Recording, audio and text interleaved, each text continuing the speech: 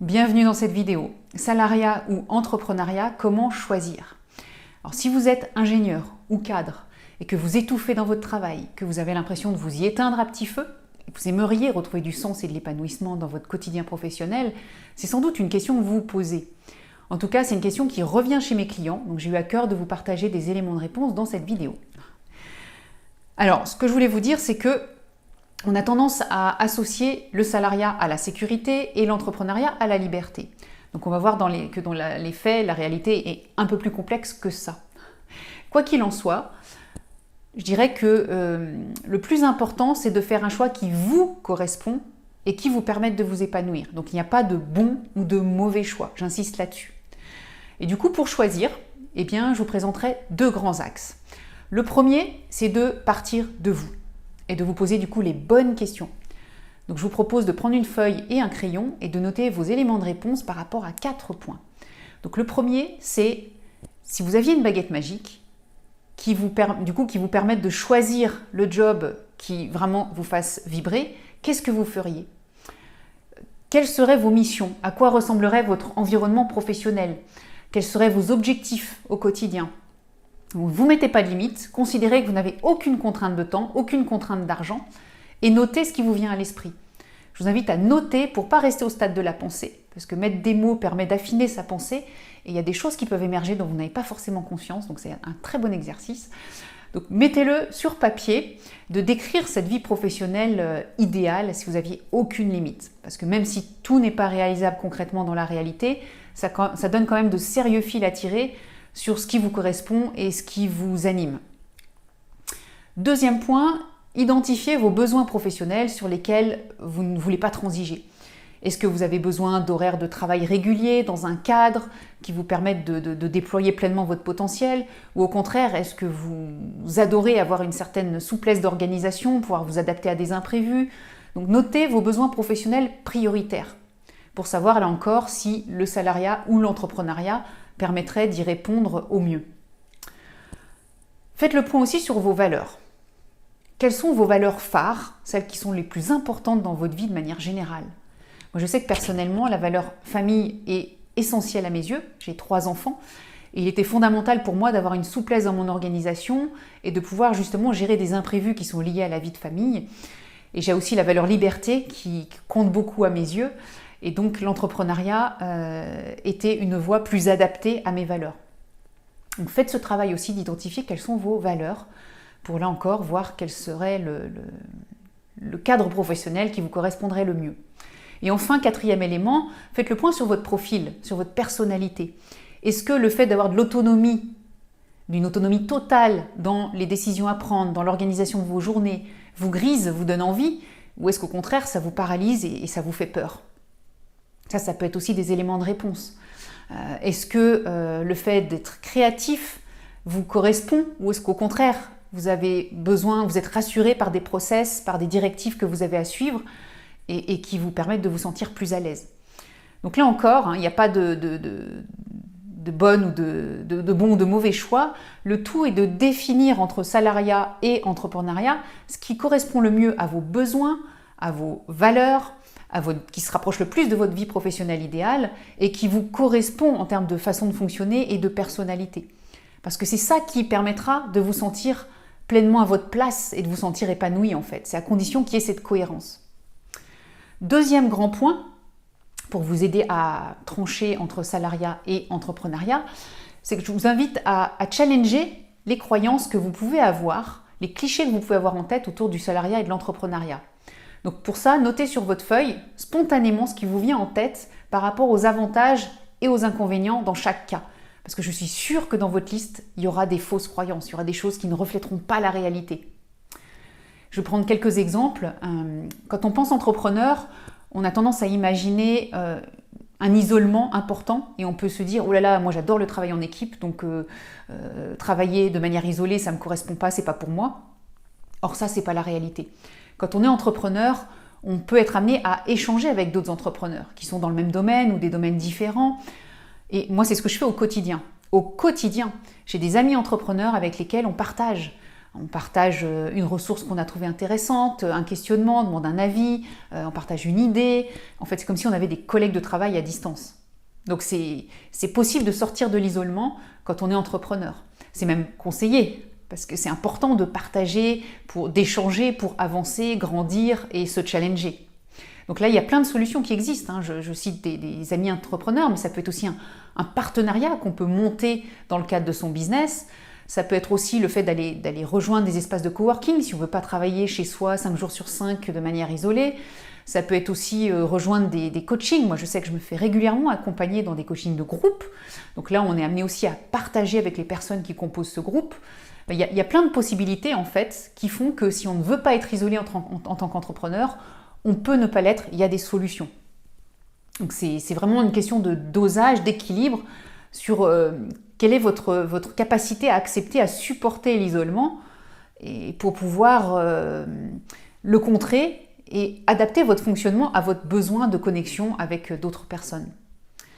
Et c'est pareil, quand on pense entrepreneur, on se dit pour être entrepreneur, il faut être hyper créatif, il faut aimer vendre. Moi, j'aime pas vendre, donc c'est pas mon truc. Là encore, c'est faux. Parce qu'il y a plein de choses qui s'apprennent aussi quand on devient entrepreneur. Et là, j'en suis un bel exemple. Il y a quelques années, à mes débuts, on va dire que la vente en tant que telle ne me faisait pas rêver. Or, aujourd'hui, c'est quelque chose que j'ai travaillé. J'ai démystifié la vente. J'ai aujourd'hui un autre angle de vue sur la vente qui me permet de prendre ça avec plaisir. Et c'est d'ailleurs aujourd'hui quelque chose que je transmets dans mon programme d'accompagnement exponentiel qui est dédié aux cadres qui se lancent dans l'entrepreneuriat, qui veulent lancer leur activité en ligne. Donc ça, c'est vraiment des notions sur lesquelles on travaille. Donc attention aux clichés, là encore, qu'on peut avoir. N'oubliez pas que vous avez le potentiel pour aller chercher les compétences qui vous manquent et pour challenger vos croyances aussi autour de certains pans du métier d'entrepreneur. Donc la vente en fait partie. Et inversement, quand on pense salariat et qu'on l'associe à sécurité, là aussi, quand on voit le monde dans lequel on vit, on peut se poser la question de cette association d'idées. On est dans un monde qui se métamorphose, les entreprises délocalisent, fusionnent, font des plans de restructuration, licencient. Donc est-ce qu'aujourd'hui, un CDI est gage de sécurité? Rien n'est moins sûr. Donc là encore, il est important de regarder les choses de manière globale et de challenger ces croyances qu'on peut avoir par rapport à l'entrepreneuriat par opposition au salariat. Alors vous allez me dire dans tout ça, comment choisir au final? Alors la première chose, c'est comme je disais, de revenir à vous, parce que tout part de vous. Donc pour savoir si l'entrepreneuriat ou le salariat, quelle va être la voie la plus en mesure de répondre à vos valeurs, à vos besoins, à votre personnalité, et la voie qui va vous rapprocher de votre idéal. Ça, c'est une première chose. La deuxième chose, c'est d'échanger avec des personnes qui ont franchi le cap, qui se sont reconverties, qui se sont lancées à leur compte pour justement faire tomber ces éventuelles croyances et derrière pouvoir faire des choix qui soient éclairés et non pas un choix qui serait basé sur des croyances qui ne reflètent pas la réalité. D'où l'importance de questionner des personnes qui sont déjà passées de l'autre côté, qui se sont lancées dans l'entrepreneuriat. Autre chose pour vous aider à décider, c'est de vous inspirer de parcours de personnes qui sont reconverties, ça c'est hyper important, et d'écouter vos ressentis par rapport à ça, vos émotions. Quand vous lisez ces parcours de reconversion, que vous voyez des personnes qui sont lancées à leur compte ou qui ont simplement changé de métier en restant dans le salariat, qu'est-ce que ça vous fait ? Est-ce que ça vous crispe ? Est-ce que vous vous dites « Oh là là, ça me fait peur, moi ça me crée des tensions, c'est pas pour moi » Ou est-ce qu'au contraire, vous sentez que ça vous titille et que ça ravive une petite flamme à l'intérieur de vous ? Et ça, c'est très important de l'écouter, parce que vos émotions, elles ont un message à vous transmettre. Et peut-être que si cette petite flamme que vous ressentez au fond de vous, il y a peut-être quelque chose à exploiter. C'est peut-être une envie profonde que vous avez au fond de vous, mais que vous ne vous autorisez pas parce qu'il y a des peurs qui prennent le dessus, par exemple. Donc écoutez vos émotions et vos ressentis quand vous allez lire ou suivre des parcours de personnes qui sont reconverties. Ça peut être aussi une bonne grille de lecture pour trancher entre salariat et entrepreneuriat. Et je vous invite aussi à regarder les choses de manière globale. C'est-à-dire que si vous avez un CDI, que oui, vous avez une certaine sécurité, mais qu'à côté de ça, vous avez la boule au ventre tous les matins pour aller au travail, que vous comptez les jours avant le week-end, j'ai envie de dire, quel est le prix à payer de cette sécurité ? Donc là, c'est important aussi de considérer les choses de manière contextualisée, globale, pour voir finalement ce qui vous correspondrait le mieux. De toute façon, quelle que soit la situation, quel que soit le choix que vous faites entre salariat et entrepreneuriat, il y aura toujours des avantages et des inconvénients dans les deux cas de figure. Donc après, à vous de choisir quelles difficultés vous choisissez d'accepter, de conserver en restant dans le salariat ou en vous lançant dans l'entrepreneuriat par rapport aux avantages que ça peut vous procurer. C'est vraiment une question de choix aussi par rapport à ça. Après, une chose que je voulais rajouter, c'est que dans la réalité, les choses peuvent ne pas être aussi binaires, salariat ou entrepreneuriat. Il y a de plus en plus de personnes qui optent pour une phase intermédiaire au cours de laquelle elles réduisent leur temps de travail en tant que salariés pour se dégager du temps et lancer un projet entrepreneurial à côté. Donc ça a le mérite de les confronter à la réalité de la vie de l'entrepreneur, tout en gardant une certaine sécurité, que ce soit financière ou une forme de sécurité intérieure aussi, le fait de se rassurer parce qu'on a toujours cette partie salariée à côté. Et ça permet aussi de tester son idée. Donc ça permet de constituer une phase intermédiaire où on mixe salariat et entrepreneuriat en parallèle avec, à terme, ça peut être le projet de développer complètement son projet entrepreneurial et d'en vivre pleinement pour lâcher complètement la partie salariée, ou garder cet équilibre, ou finalement revenir complètement dans le salariat. Enfin, tout est possible en fait. Et d'ailleurs, je terminerai là-dessus, rien n'est gravé dans le marbre. Gardez bien ça dans un coin de votre tête pour pas vous mettre de pression inutile en vous disant ah, si je me lance dans l'entrepreneuriat, j'ai pas le droit à l'erreur, faut que je sois sûre de moi. Non. Il est toujours possible de passer de l'un à l'autre, et de l'autre à l'un d'ailleurs, en fonction des périodes de sa vie en plus.